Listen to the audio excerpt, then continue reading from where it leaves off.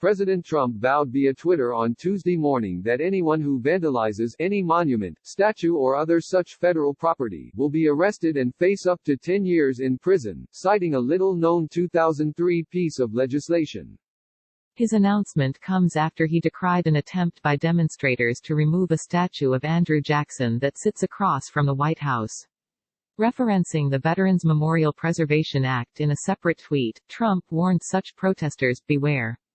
Despite Trump's assertions, the act doesn't require his authorization.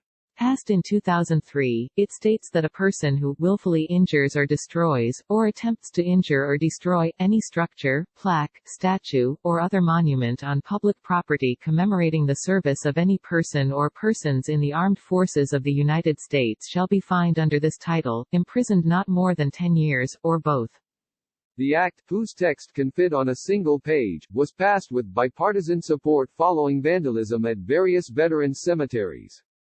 Republican Senator Tom Cotton of Arkansas has also called for the Justice Department to use the act to bring charges against those who attempt to topple monuments. On Monday, he penned a letter to Attorney General William Barr, saying, "It's past time to stop the mob. These vandals should be prosecuted to the fullest extent of the law." Trump told reporters before taking off to Arizona to campaign that he plans to sign an executive order to reinforce what's already there, but in a more uniform way. He did not elaborate on what that means.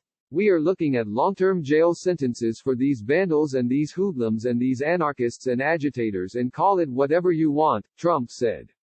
"Some people don't like that language, but that's what they are. They're bad people. They don't love our country. And they're not taking down our monuments. I just want to make that clear."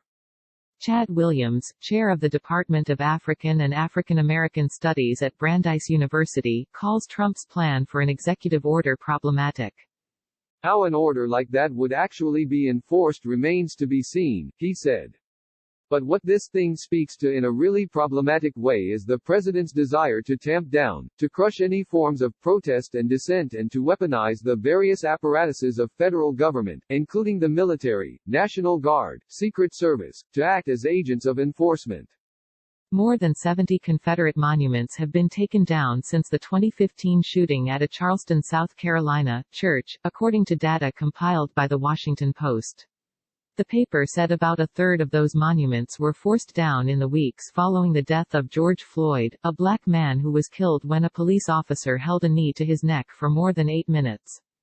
Floyd's death sparked a national reckoning on racial injustice as demonstrators took to the streets to protest white supremacy and police brutality. Some protests have led to the destruction of various Confederate memorials. House Speaker Nancy Pelosi has called for the removal of statues of Confederate soldiers and officials from the U.S. Capitol grounds. Opponents argue the monuments should remain in place as a reminder of this country's history.